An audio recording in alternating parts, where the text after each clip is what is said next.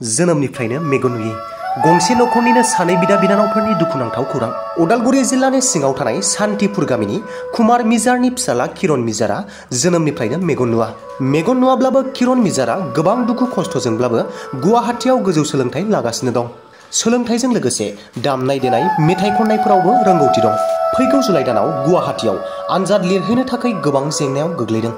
बिनिखायनो रायजो राजाफोरनिफ्राय थाइसे थाइनै हेफाजाब मोननो थाखाय आसा खालामदों आरो सोरबाफोर अननानै हेफाजाब खालामनो गोसोब्ला होखानाय एकाउन्ट नङाव हरनो थाखाय खावलायहरदों। नखराव साब्रै सोद्रोमाफोर दंबाबो साथाम सुबुंफोरानो देहा नोरजिया आरो जोनोमनिफ्रायनो मेगन नुयै गोजासो होननानै फोरमायदों किरण मिजारा। नमस्कार, मैं श्री किरण मिजार और मैं 1 नम्बर पोखराबाड़ीर स्थानीय बासिंदा जो उदालगुरि डिस्ट्रिक्टर आन्डारत पड़े। मैं मोर स्कुलिंग क्लास 5 लके जतिनिकेतन स्कुल फर द ब्लाइंडत करिছিলোঁ। तार पिছত तात आरो पढ़ार सुविधा नाथाकार कारण मैं मनपटतले शिफ्ट हलो क्लास 6 পৰা 12 लके। 12 पिছত मोर घरर विशेष असुविधा होवार कारणत मैं 3-4 बছৰ गैप কৰি ফালে कटन यूनिवर्सिटीत नाम लगाइছিলোঁ যদিও विशेष साफल्य अर्जन কৰিব নোৱাৰিলোঁ आर्थिक तथा पारिवारिक কিছু সমস্যাৰ কাৰণত।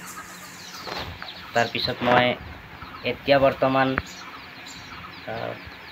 BDE सेकेंड सेमिस्टारत पढ़ी आছোঁ আৰু BDE মানে হল আপোনাৰ বেচেলাर्स ডিসেবিলিটি এম্পাৱাৰমেণ্ট। এইটো এটা নতুন প্ৰগ্ৰাম। বিশেষকৈ যিসকল দিব্যাংগ লোকসকল আছে সকলো ধৰণৰ দিব্যাংগ লোকৰ কাৰণে এইটো এটা স্পেচিয়েল প্ৰগ্ৰাম ডিজাইন কৰা হৈছে আৰু এইটো ডিজাইন গুৱাহাটী ইউনিভাৰ্চিটিৰ তৰফৰ পৰাই কৰা হৈছে আৰু মই যিখন কলেজত পঢ়ি আছোঁ সেইখন কলেজৰ নাম পূৰ্বোত্তৰ ইনষ্টিটিউট ফৰ পাৰ্চনছ উইথ ডিসেবিলিটিজ। ইয়াত মই এতিয়া সেকেন্ড সেমিষ্টাৰত পঢ়ি আছোঁ যিহেতু মই কৈছোঁৱে আৰু তাত এতিয়া মানে বিশেষ মেজৰ সাবজেক্ট একো লোৱা নাই। 5-6টা সাবজেক্ট আছে যেনে visual arts, English, Assamese, computer আছে। এনেকৈ 6টা সাবজেক্ট আছে। জন্মৰ পৰাই মোৰ এইটো প্ৰব্লেমটো। এনে মই যেতিয়া জ্যোতিনিকেতন স্কুলত থাকোঁ সেই সময়তে মই তবলা শিক্ষা লাভ কৰিছিলোঁ।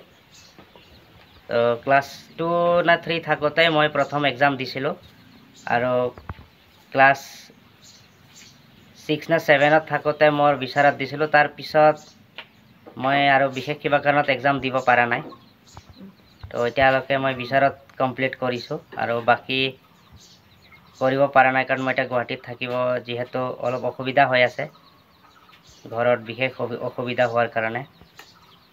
তাৰ বাদে মই কম্পিউটাৰো শিকি আছোঁ, অনলাইন কোৰ্স এনে বেসিক শিকি আছোঁ আৰু NGOৰ তৰফৰ পৰা যেতিয়া মই কটন ইউনিভাৰ্চিটিত আছিলোঁ তেতিয়াই মোক প্ৰদান কৰিছিল। তো সেইটোৰে যিমান পাৰি অলপ চলপ শিকি আছোঁ। যেতিয়া মই স্কুলবিলাকত আছিলোঁ তেতিয়া বিভিন্ন ধৰণৰ NGOs বা অৰ্গেনাইজেশ্যনছ আহিছিল। সিহঁতৰ সন্মুখত আমাক গাব দিছিল, বজাব দিছিল, আমি কৰিছিলোঁ। বাট ব্যক্তিগত ভাৱে মই তেনেকুৱা সুবিধা পোৱা নাই ঘৰত। তো কেতিয়াবা এনেকা ষ্টেজত 2-এজন মানে গাঁৱৰে স্থানীয় ব্যক্তি বা ডিস্ট্ৰিক্টৰ কোনোবা ওয়েলফেয়াৰ কৰা কোনোবা ব্যক্তি তেখেতৰ মাজত থাকি গান গাবলৈ অলপ সুবিধা পাইছোঁ। পৰিয়ালত মা দেউতা আছে আৰু এজনী ভণ্টি আছে। তো আমি বৰ্তমান ইমানেই আছোঁ, মা দেউতা ভণ্টি আৰু মই 4জন আৰু তাৰ মাজতে 4জনৰ ভিতৰত আমি 3জনে প্ৰায় দিব্যাংগ বুলি ক'ব লাগিব আৰু ভণ্টি তেখেতৰ মাল্টিপল ডিসেবিলিটি আছে, ইন্টেলেকচুৱেল ডিসেবিলিটিও আছে প্লাস ফিজিক্যাল মানে তেখেতে কমপ্লিটলি ব্লাইণ্ড বাই বাৰ্থে হয় জন্মৰ পৰাই। চৰকাৰৰ পৰা স্থানীয়ভাৱেতো তেনেকুৱা বিশেষ একো সুবিধা নাই বুলিয়ে ক'ব লাগিব। দীনদয়াল যেটো দিব্যাংগ পেঞ্চন স্কিম আছিলে সেইটো পাই আছিলোঁ। তাৰ পিছত যোৱা কেইমাহমানৰ পৰাই এইটো স্কিমটো বন্ধ হৈ গ'ল যদিও মই অৰুণোদয়টো পাই আছিলোঁ যিহেতু ফেমিলিত এজনেই অৰুণোদয় পায়। গতিকে সেইটো পাবলৈ মই সৌভাগ্য লাভ কৰিছোঁ আৰু বাকী পঢ়া লিখাৰ ক্ষেত্ৰততো তেনেকুৱা ছাপোৰ্ট নাই। যেতিয়া মনফৰ্ড স্কুলত আছিলোঁ তেতিয়া হয়তো HRD ডিপাৰ্টমেণ্টৰ পৰা মানে হিউমেন ৰিচোৰ্চ ডেভেলপমেণ্টৰ তৰফৰ পৰা কিছু সাহায্য মানে স্কুলৰ বাবে আহি আছিল চাগে, কিন্তু স্থানীয়ভাৱে বা ষ্টেট গভৰ্ণমেণ্টে হওক বা তেনেকুৱা BTR অট'নমাছ যিটো গভৰ্ণমেণ্ট আছে সেইটো তৰফৰ পৰাই হওক তেনেকুৱা সা সুবিধা পোৱা নাই। এক্সামটো মই দিবলৈ যাবই লাগিব বাহিৰত, অনলাইন গোটেইখিনি বস্তু অনলাইন পচিবলো নহয়।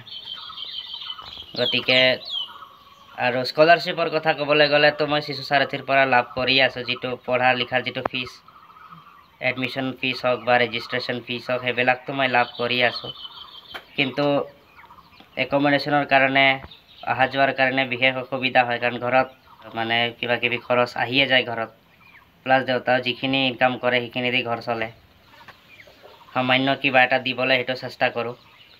তাৰপিছত একমডেশ্যনৰ কাৰণে বহুত অসুবিধা হয়, এতিয়া ৰুমত 15 দিন 20 দিন থাকিব লাগিব, তাত কিবাখিনি খৰচ হ'ব, সেইটো মেনেজ কৰিবলৈ অলপ অসুবিধা হয়।